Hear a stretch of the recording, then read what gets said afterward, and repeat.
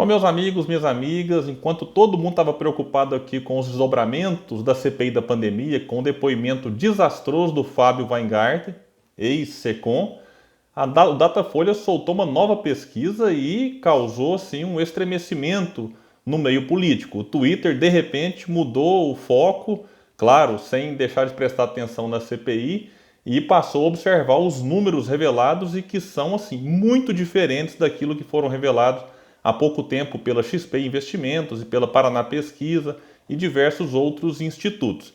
Eu vou trazê-los aqui e fazer uma breve análise, mas antes eu quero pedir a sua ajuda. Se inscreva no canal, ative o sininho das notificações, deixe o joinha se você gostou, compartilhe com amigos e nos ajude a aumentar, a trazer mais pessoas para o canal Politizando. Bom, Datafolha ouviu 2.071 pessoas de forma presencial em 146 municípios. E o detalhe é que essa pesquisa foi feita nos dias 11 e 12 de maio, né, o dia que eu estou gravando aqui esse vídeo então. A que eu analisei da XP Investimentos, ela foi gravada entre os dias 4 e 7. E eu reforcei no vídeo anterior que o movimento humor pode ser que ele mude muito rápido. Não vinha mudando. Mas com o início da pandemia, algo que a pesquisa XP parece não ter captado, pode ser que Bolsonaro esteja de fato num processo de derretimento. Não se sabe quando isso vai parar, mas o Datafolha já pegou esse movimento e a gente tem que ficar muito atento a ele. Vamos aos números. Ao que a gente sabe até o momento, só foi feito um cenário, então é esse que eu vou trazer aqui de primeiro turno. Lula tem 41% dos votos, Bolsonaro 23%. Olha, no da XP estava 29-29. Agora nós temos uma distância de 18 pontos percentuais no primeiro turno. Moro 7, Ciro 6, Huck 4, Dória 3, Mandetta e Amoedo 2. Esse outro pelotão, a gente pode dizer que o que oscilou aqui está dentro da margem de erro. Então nada muito diferente nesse segundo grupo. O que parece realmente é que uma parcela da população saiu do Bolsonaro e, claro, um pouquinho de cada um dos outros candidatos e foi para o Lula. Por que eu digo parece? Porque nós não temos parâmetro de comparação aqui em relação à Datafolha depois que o Moro teve declarada a sua suspeição e os processos foram anulados. Então nós não temos como comparar essa pesquisa Datafolha com alguma anterior. Vamos ter que esperar as próximas para analisar e fazer essa comparação. No segundo turno, os números são ainda mais chocantes, assim, e a diferença entre Lula e Bolsonaro agora realmente ficou num patamar nunca antes visto na história, para pegar aqui uma frase do ex-presidente Lula. Lula aparece com 55%, Bolsonaro 32%, 23 pontos aqui entre eles. O Lula vence também o Moro, 33%. Eu esqueci até de comentar antes, aqui a gente já tem informação, não sei quando é que o Datafolha registrou e talvez naquele momento não tinha ainda, Moro não vai ser candidato, então para onde vão os votos do Moro? É uma dúvida que eu tenho colocado aqui sempre, né, quando eu faço análise de pesquisa, assim como o Luciano Huck. Eu pessoalmente acredito que nem o Dória será. Então nós temos aqui um cenário que nessa famosa e tão falada terceira via está meio indefinido, porque não se sabe ainda quem serão os candidatos. O que a gente sabe é que Lula dificilmente não será. Ele dá, às vezes, declarações um pouco, né, que vai, que não vai, mas eu acho que vai sim. Bolsonaro vive falando que não pensa em 2022, a gente sabe que ele pensa desde quando assumiu o governo, desde o primeiro dia de mandato. E Ciro se declara assim, esse já é colocado como um pré-candidato à presidência. Então fazem aqui ainda a comparação do segundo turno com o Moro. Mesmo assim, Lula 53, Moro 33. Lula e Dória 57-21, uma vantagem enorme para o petista. Dória também venceria Bolsonaro 40-39 e Ciro também vence Bolsonaro 48-36. Nas pesquisas XP, por exemplo, Bolsonaro até aparecia um ponto na frente do Ciro, aqui o Ciro aparece 12 na frente do Bolsonaro. Então, se a gente tem que analisar que essa pesquisa ela nos traz algumas informações, lembrando que isso é um retrato do momento, o que eu venho dizendo sempre, pode ser que isso mude, né, radicalmente daqui até a próxima e pode ser que se mantenha. Bolsonaro aparece aqui agora sim como um derrotado. Nessa diferença de 23 pontos para o Lula, é algo que a gente vai ver como que o Centrão vai se movimentar, como que o mercado vai encarar essa informação. Será que o Centrão continuará apoiando Bolsonaro?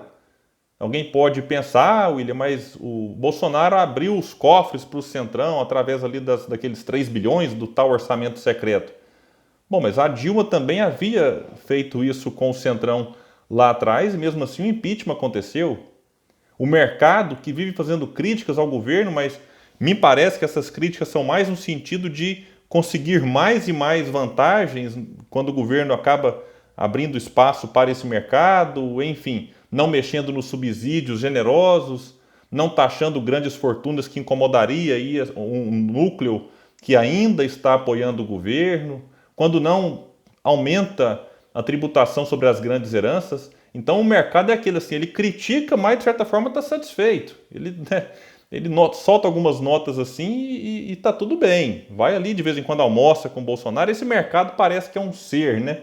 Não, é um grupo de bilionários que mandam e desmandam no Brasil, o que muita gente diz aí que são os Faria Limers, né? O pessoal que vive lá da especulação financeira, né? E pouco produz neste país.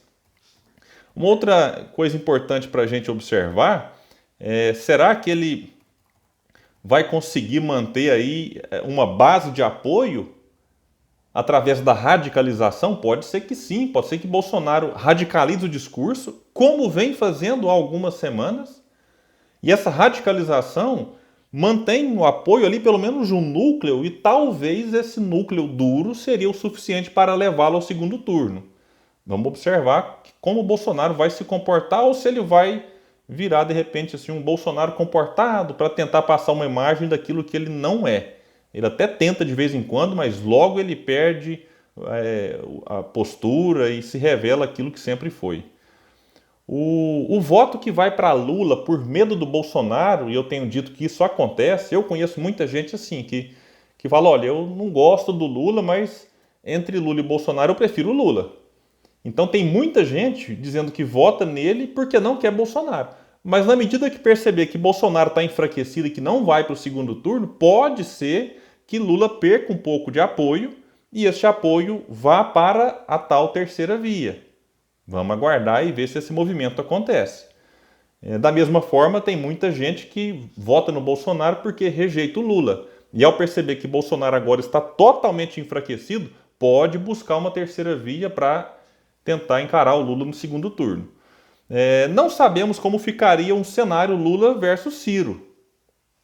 A pesquisa que não fez, ela fez o cenário Lula e Dória. Dória tem 3% e não temos o cenário Lula e Ciro. Então fica essa dúvida e me parece que Lula, e ele tem sido alvo de muitas críticas em relação a esse comportamento, ele não tem defendido abertamente o impeachment do Bolsonaro. E muitos atribuem a isso o fato de que ele sabe que Bolsonaro chegará enfraquecido em 2022 e prefere Bolsonaro fragilizado, sangrando, do que um outro candidato que poderia ameaçar a sua vitória. É um cálculo político, é um cálculo eleitoral que eu, particularmente, com todo o respeito que eu tenho ao Lula, discordo radicalmente. Não dá para fazer cálculo político e assistir à destruição do país como a gente tem visto. Não dá para assistir um presidente negacionista que dificulta todo o trabalho para minimizar os impactos da pandemia, pensando em 2022. Então eu fico assim assustado quando eu vejo que se faz críticas ao Bolsonaro, mas não se defende abertamente o impeachment. Enquanto vários outros candidatos, vários outros, por exemplo, o PSOL eu vejo cobrando fora Bolsonaro, o PDT e o Ciro Gomes já assinaram vários pedidos de impeachment. Eu vejo a Rede Sustentabilidade, a Marina Silva, o Randolfo Rodrigues, o PSB com o Molon, o PCdoB, mas eu não vejo membros do PT e nem o Lula pedindo o impeachment do Bolsonaro. E isso, para mim, assim, eu discordo e lamento. Se a gente tira o Bolsonaro agora, a gente salvaria muitas vidas até o fim da pandemia. E essa terceira via fica evidente que ela vai ter muitas dificuldades. Muitas. Não vai ser fácil para ela romper essa polarização e apresentar um candidato que consiga entrar no lugar que agora me parece mais evidente do Bolsonaro. A vantagem que o Ciro tem, qual que é?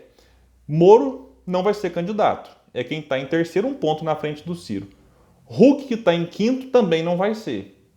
E o Ciro tem algo que os outros candidatos não têm, nem Mandetta, nem Amoedo e nem Dória, que é militância. Isso pode pesar muito a favor do Ciro, que tem feito costuras interessantes, tem dialogado com muitas pessoas, tem conseguido assim fazer alguns movimentos nos bastidores que a gente tem ouvido falar, que pode ser que sim represente aí um fortalecimento da sua candidatura. Outro fator que o Ciro tem a seu favor é uma das menores rejeições entre esses candidatos mais competitivos. Bolsonaro é rejeitado por 54% do eleitorado. Lula é o segundo mais rejeitado, 36%. Dória tem 30%, Huck 29%, Moro 26% e Ciro 24%. E a gente pode observar e ao mesmo tempo ficar muito atento que talvez esteja acontecendo aquilo que o Ciro tem defendido há muito tempo, que é a não ida do Bolsonaro para o segundo turno. Muita gente na época, eu mesmo disse, o Ciro está muito otimista, né? Acreditar que Bolsonaro não vai para o segundo turno. Mas pode ser que sim. Como a gente tem visto aqui, 23% é um número perigoso e que pode ser ainda mais esvaziado, caindo naquilo que se chama ali de núcleo duro, que seria em torno de 15%, 16%, o que de fato seria muito arriscado para o Bolsonaro. Eu até disse ontem, analisando a XP Investimentos, que lá na pesquisa da XP mostrava que 22% do eleitorado considerava a atuação do Bolsonaro ótima ou boa para enfrentar a pandemia. Quando eu vi aquele número, eu falei, meu Deus, que país que esse povo vive. E eu até disse, olha, a preço de hoje, parece que 22% é o núcleo duro do Bolsonaro. E aí vem essa pesquisa da Datafolha mostrando Bolsonaro com 23%. Esse núcleo duro ele pode ser reduzido, é claro, a CPI está acontecendo e ela vai ser desastrosa, eu acredito, para o governo. Para quem acha que 20% ainda garante, ou 23% ainda garante Bolsonaro no segundo turno, eu peguei os números aqui de 2014. Dilma teve 41,59%, Aécio 33,55%, 41% é o que o Lula tem hoje, né? Claro que eu estou falando de votos válidos. Aécio 33,55%, Marina 21,32% e Luciana Genro 1,55%. Então, na medida que as coisas forem se aproximando, pode ser que se afunile realmente nos dois? Pode. E às vezes nem tenha segundo turno. Pode ser que o Lula vença, que ele tem 41% dos votos totais. Se for tirar votos válidos, esse percentual aumenta. Mas pode ser também que a gente tenha o que aconteceu em 2014. 3 candidatos aqui acima de 20%. 2018, Ciro ficou com 12% e alguma coisa e não foi o suficiente para vencer a polarização.